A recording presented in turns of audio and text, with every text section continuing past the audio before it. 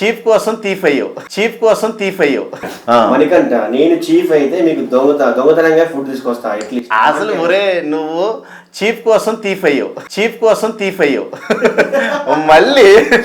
మళ్ళీ చీఫ్ అయిన తర్వాత కూడా థీఫ్ ఏంట్రా, నాకు అర్థం కాదు. ఒరే నీకు అసలు క్వాలిటీస్ లేవురా నాన్న, చీఫ్ క్వాలిటీస్ లేవు నీకు. మనకంట నువ్వు చిన్నపిల్లడు మైండ్ నీది, నువ్వు ఇంకా ఎదగాలి, నీ బ్రెయిన్ మెచ్యూరిటీ రావాలి. నీకు అక్కడ మెచ్యూరిటీ ఉన్నవాడే పప్పులో కాలేసాడు ఎవడో ఒబ్బసం బాబాయ్ అబ్బాయి గాడు.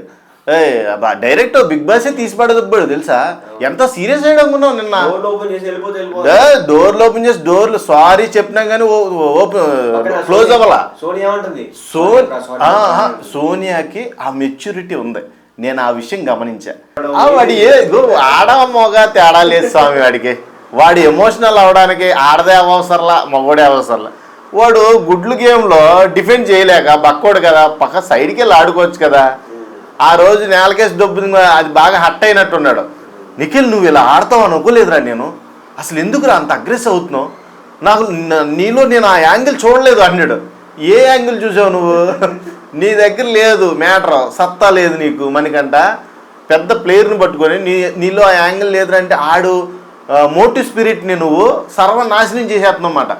అంటే ఇప్పుడు గేమ్ ఆడాలనే తపన్నే నువ్వు చంపేస్తున్నావు. ఇండివిజువల్గా అప్పుడు ఆ మనిషికి ఉన్న బలాన్నే నువ్వు వీక్నెస్ చేసేస్తున్నావు. నువ్వు మైండ్ గేమ్ ఆడుతున్నావు మనకంట, అది చాలా తప్పు. మళ్ళీ పైపచ్చి ఏడుపు ఒకటి, నీ వల్ల నీ అమ్మ నా మీద ఎంత ప్రేమ ఉందో వీడికని ఆయన ఏడుపుతూ. నిఖిల్ కూడా చాలా సెన్సిటివ్ పర్సన్, బాగా సెన్సిటివ్. ఎంత గేమ్ ఆడతాడో, ఎంత అగ్రెసివ్ గేమ్ ఆడతాడో అంతే సెన్సిటివ్. అది ఓవర్ అనిపించింది, మణికంఠ కూడా ఓవర్ అనిపించింది.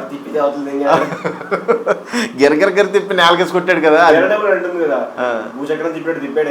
అవును, వామ్మో వాడి జోలికి వెళ్ళొద్దే యష్మి అంటాం, వామ్మో వాడి జోలికి వెళ్ళొద్దే, వాడు బాగా కండ్ల కాంతారా వాడు దెబ్బకి నేను వాడి సైడ్కి కూడా వెళ్ళలేదు, తిప్పి తిప్పి తిప్పి భూచక్రంలాగా అవతల పడేసాడు అన్నాడు ప్రేరణ.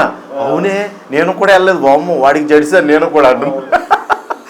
ఒక్క పృథ్వీని అటాక్ చేస్తాక మొదలెట్టాను నేను అంటుంది యష్మిని ఒక్క ఇసిరిసిరితే అక్కడెక్కడికో వెళ్ళి పడిందంట చెప్తుంది రాత్రి.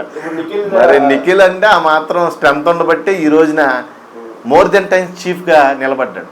అర్థమైందా, బిగ్ బాస్కి కూడా ఫేవరెట్ అయ్యాడు, అంటే బాగా నచ్చాడు. రాత్రి చీఫ్స్లో క్లియర్గా చెప్పాడు, బిగ్ బాస్ 3 times వార్నింగ్ ఇచ్చాడు, ఎప్పుడు కూడా 1 time వార్నింగ్ ఇస్తాడు. ఈ అబ్బాయి ఫస్ట్ చెప్పినప్పుడు వినాలి.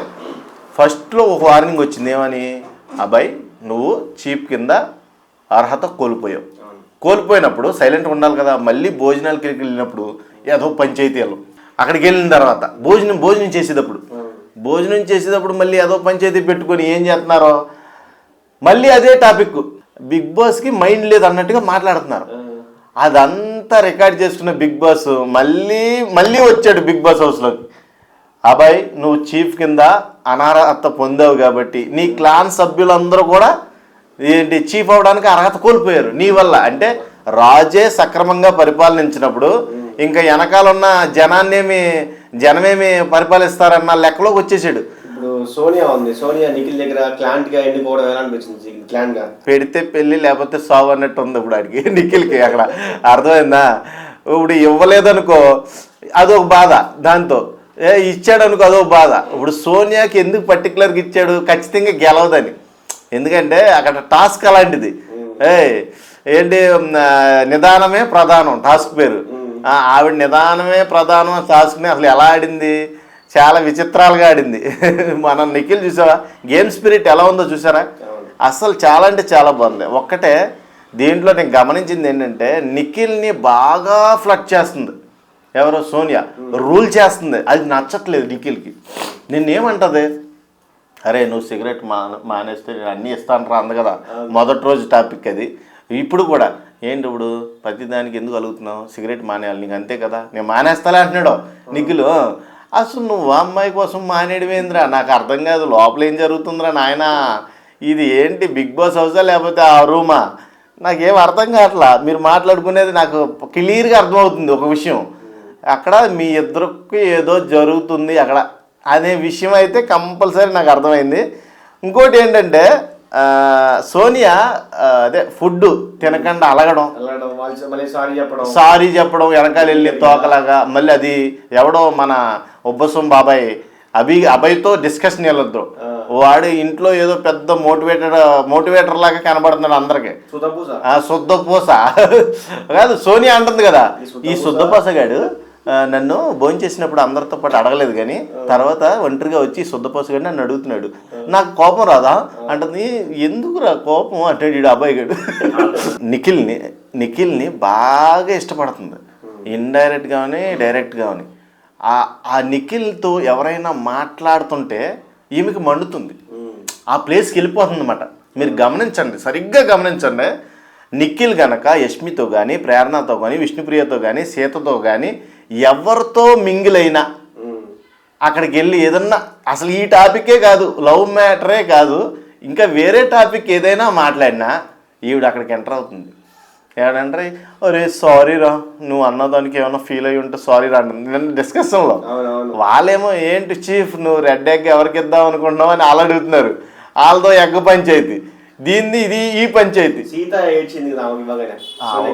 రెడ్ ఎగ్ యాక్చువల్గా సీతకే అర్హత ఉందని సీత ఫీల్ అయింది. అలాగే సోనియా నాకు ఒక అవకాశం ఇవ్వరా, నేను కూడా ప్రూవ్ చేసుకుంటానే అంది కదా.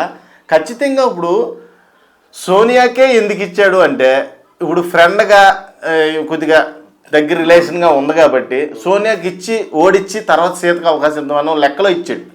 ఖచ్చితంగా ఓడిచ్చాడు కదా చీఫ్ కింద, మళ్ళీ ఫోర్త్ టైం చీఫా, ఫోర్త్ టైం అనుకుంటా, ఫోర్త్ టైం చీఫ్ కింద నిఖిల్ మళ్ళీ నిలబెట్టుకున్నాడు.